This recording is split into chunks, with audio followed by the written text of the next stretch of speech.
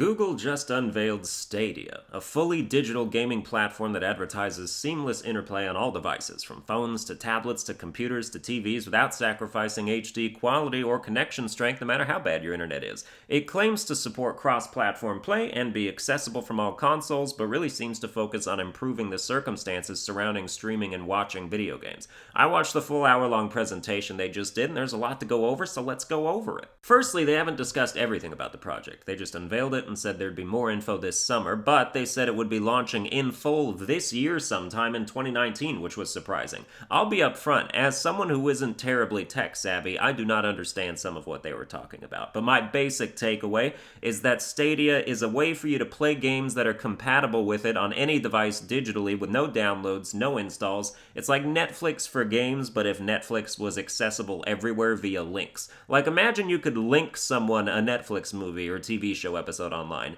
and then anywhere that link is placed, that's where the show can be watched. You just have the person click it, and boom, you're playing the thing in seconds, and they do mean seconds. They showed it in action. One of the main things they highlighted was how no matter what device you were using, the game was supported in full HD with no quality loss. They even showed Assassin's Creed Odyssey running on, quote, the worst PC they could find, and there was no frame rate dip, no lag, no nothing. Same with the phones and tablets. Similarly to the Nintendo Switch, they also demonstrated how you could switch devices at any time without needing to turn your game off. They had a lineup of a phone, tablet, computer, and TV, and they had a dude switch between them seamlessly by unplugging and plugging in his controller with no loss of progress. This is all your standard informational relay, though, from me, so let me talk about the features that I personally was actually impressed by. Along with their fully cross-platform play, Stadia is supposedly immune to bad multiplayer connections. They explain this with some technical jargon, but they basically said that regular multiplayer connections have to jump through dumb hoops and are inhibited by the connection of the worst connected players in the server, but apparently with their special fiber optic whatever the fuck, Stadia removes these obstacles and it's a straight shot to the best connection possible every time. That might sound like some outright boulder dash to you, and I'll believe it when I see it, but if that's true, that shit's awesome. It really sounds like it doesn't matter how bad your personal internet connection is, because they have some internal bullshit that stabilizes even the most Walmart of connections. Sounds pretty advanced to me, but that's Silicon Valley for you. If big tech is going to take over the world, the least they can do is provide some damn innovations, and it seems like they are. Stadia really seems to focus on the relationship between content creators and their fans as far as YouTube goes. Google owns YouTube, so YouTube is going to be fundamentally impacted by this service. I can really see some of the benefits from a streamer's perspective. First of all, the quality they ensure accounts for streaming too, so you can stream at the highest quality, and one thing they talked about was that even if you streamed at a low quality, they would scale up your quality after the fact, so it would play back in HD. Their slogan is create, scale, connect, so that's the scale part, is the promise that everything will always run at maximum quality, which, good, maybe they can remaster my Bloodborne boss ranking for me. But interactability between streamers and fans was a big focus for them, and they talked about this new feature that would allow streamers of Stadia games to let their Stadia playing fans that were watching automatically join the lobbies of the games they were playing. Because now, if you're watching someone play a game like Call of Duty, for example, where they were queuing into public online matches, and you wanted to try and get in their lobby to play with or against them, you had to just find a match at the same time as them and hope for the best. Or if you see a streamer is doing Smash Bros. Quick plays online, and you want to match up with them, you just pray to the gods of the internet to bring you together. But with this shit, you can actually enter a queue that will specifically place you in the streamer's match. That's fucking awesome. I don't care what you think about whatever else. That shit is cool. And it's 100% optional for the streamers, so you don't have to worry about getting stream sniped in Apex lobbies or anything. Now, when people see something like Stadia, many of them harken back to the days when the Ouya and OnLive were touted as the next big things that were going to change the face of gaming forever.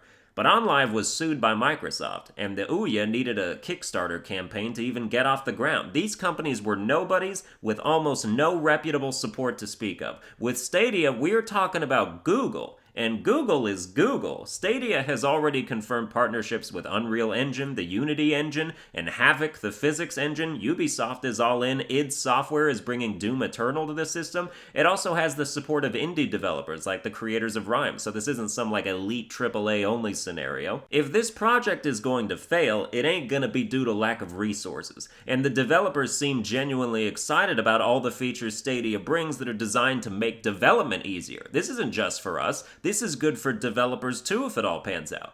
But another debate this inevitably brings up is a digital-only service. And don't we want to hold on to our physical copies and the days of out-of-the-box gaming, disc and cartridge-based gaming, the feel of a game that you own that nobody can take away from you in your hands unless they rob your house?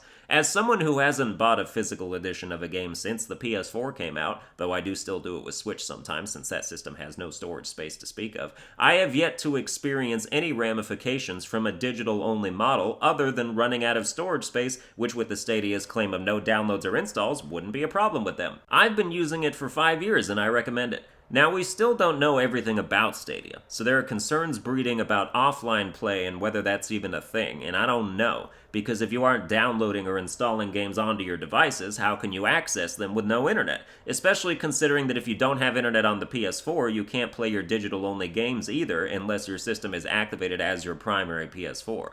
But Stadia's dealing with some weird-ass magical shit they're doing, so I'm not ruling it out as a possibility, but we'll see. We need more information, and they'll be giving it to us this summer.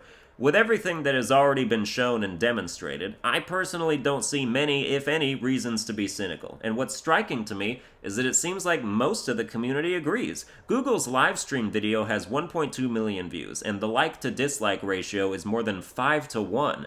28,000 likes, 5,000 dislikes. That's impressive, considering how fucking judgmental gamers are. You put Call of Duty in space in your trailer and you get a 1 to 10 like-to-dislike ratio. To unveil a brand new platform that threatens to disrupt and shake the industry? Did I mention the Stadia processing power is touted to be more than the PS4 Pro and Xbox One S combined? To come out here and say, hey, here's a new gaming platform that could potentially render other consoles obsolete and have people take you seriously and not dislike mob you? That's an achievement. That's impressive all by itself. That's why I'm choosing not to write off Stadia. I think even if it doesn't necessarily succeed, the technology and innovation it's bringing to the table could help others do even better in the future. I think it's a springboard for invention, and that's positive no matter the outcome. Well, that's going to do it for this video. I hope you enjoyed it. If you did, you can like, share, and subscribe. Become a channel member for exclusive perks and crap. Follow me on Twitter at SunburnedAlbino, and I'll see you guys next time.